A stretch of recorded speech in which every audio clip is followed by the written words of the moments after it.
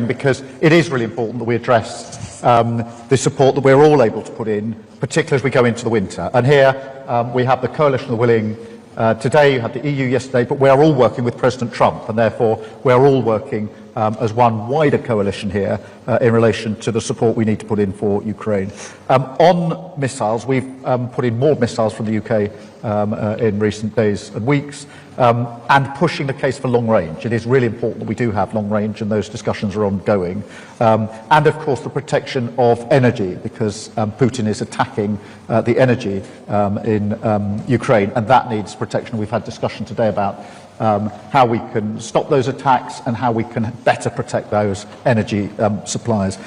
On the question of the US, what's happened this week is really significant. I think on the sanctions package and the bearing down on oil and gas, this week has been a very significant week because we went early with the measures that we, the UK, took.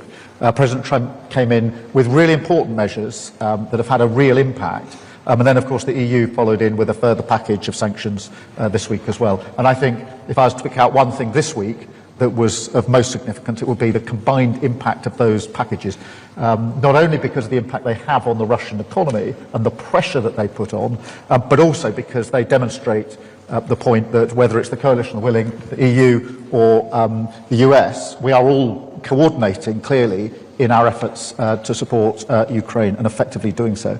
The other thing I would point to is the progress made on Russian assets. Yesterday the EU took a very important step forward and there was absolute clarity in this afternoon's meeting that we need to see that progress come to fruition within a short timetable because that would be a really material further support that we can put in for Ukraine. So when we said that the ambition really this week, if you like, is to take Russian oil and gas off the global market, we've taken a significant step forward.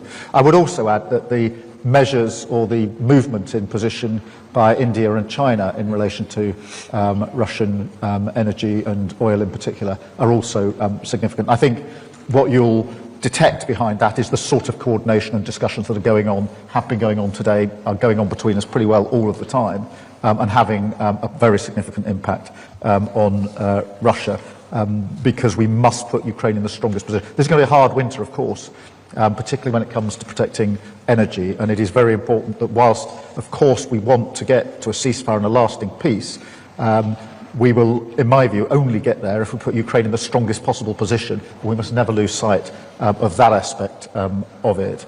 And I'm really pleased to see the Coalition of the Willing so determined and united on this. Of course,